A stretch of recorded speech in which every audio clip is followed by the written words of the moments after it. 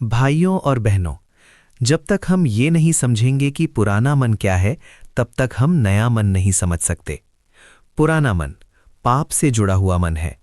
Bible कहती है, क्योंकि सबने पाप किया है और परमेश्वर की महिमा से रहित हैं। रोमियो 3:23। पुराना मन वो है जो पाप को छोड़ना नहीं चाहता, गलत को सही ठहराता है, झूठ को सच बना देता है, बुराई में आनंद लेता है। ऐसा मन प्रभु को प्रसन्न नहीं कर सकता। पुराना मन डर और चिंता से भरा होता है।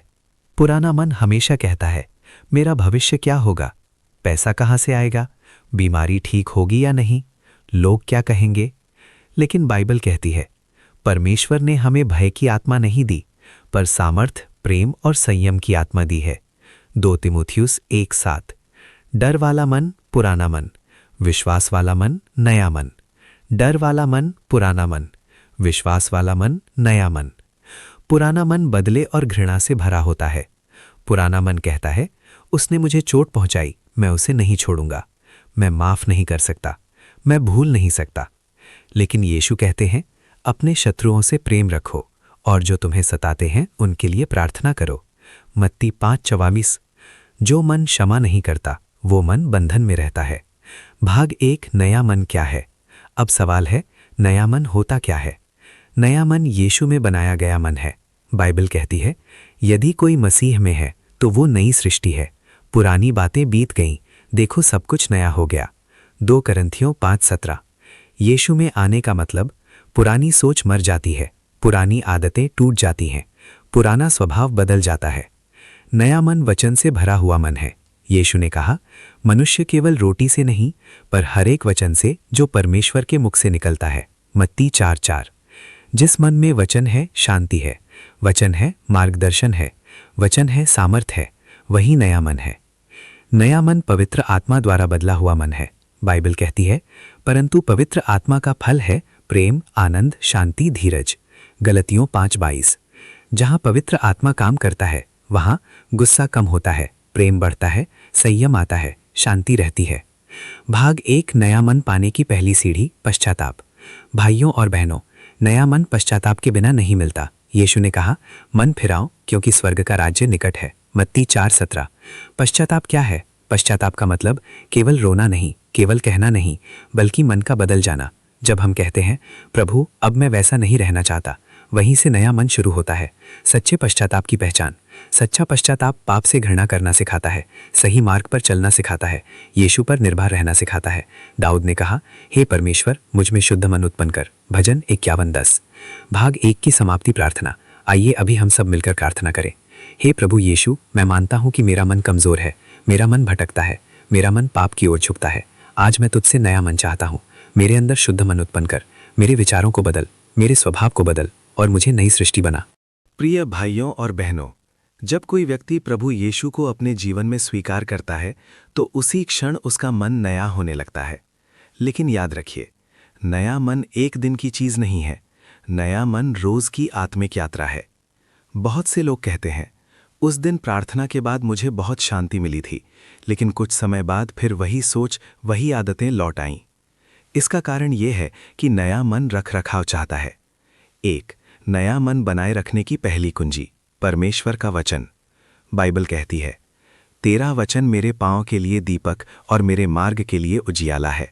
भजन 119:105। बिना वचन के मन अंधेरे में चला जाता है। जैसे बिना रोशनी रास्ता नहीं दिखता, बिना दिशा आदमी भटक जाता है, वैसे ही बिना वचन मन भ्रमित हो जाता है, बिना वचन शैतान आसानी से धोखा देता है। रोज का वचन, रोज का नया मन। अगर आप चाहते हैं सोच बदली रहे, गुस्सा कम हो, शांति बनी रहे, तो वचन को पढ़िए, सुनिए, मनन कीजिए।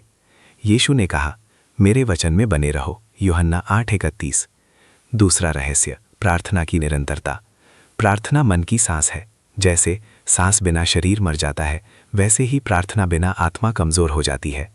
यीशु ने कहा, हर समय प्रार्थना करते रहो। लूका 18:1। प्रार्थना से मन हल्का होता है। जब हम प्रार्थना करते हैं, बोझ उतर जाता है, चिंता प्रभु को सौंप दी जाती है, मन को विश्राम मिलता है। अपनी सारी चिंता उसी पर डाल दो। पतरस 1:5-7। तीसरी कुंजी, पवित्र आत्मा से भरपूर जीवन। नया मन आत्मा की सहायता से चलता है। बाइबल कहती है, जितने परमेश्वर की आत्मा से चलाए जाते हैं वे ही परमेश्वर के पुत्र हैं। रोमियो 8:14। पवित्र आत्मा चेतावनी देता है, मार्ग दिखाता है, गलत से रोकता है।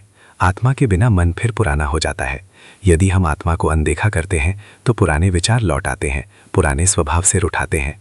इसलिए लिखा है, आत्मा को न बुझाओ। पतरस 1:5-19। चौथा रहस्य, संगति का चुनाव।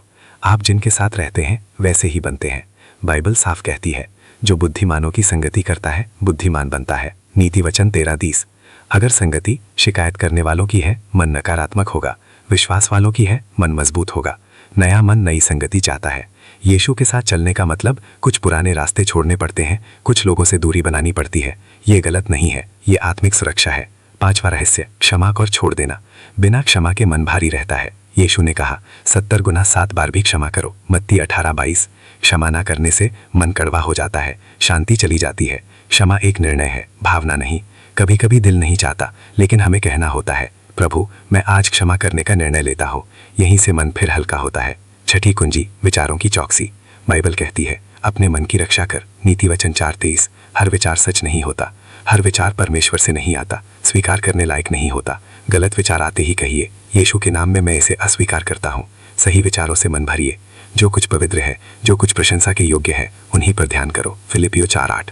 आत्मिक अभ्यास, यूट्यूब कॉल टू एक्शन के लिए अच्छा। आज से रोज एक अध्याय वचन पढ़िए, 10 मिनट शांति से प्रार्थना कीजिए। गलत सोच आते ही यीशु का नाम लीजिए। धीरे धीरे मन बदलेगा, जीवन बदलेगा। हे प्रभु यीशु, तूने मुझे नया मन दिया है, अब मुझे उसमें स्थिर रहने की सामर्थ्य दे। मेरे मन को अपने वचन से भर, मुझे प्रार्थना में विश्वास योग्य बना और पवित्र आत्मा से प्रतिदिन भरता रहे।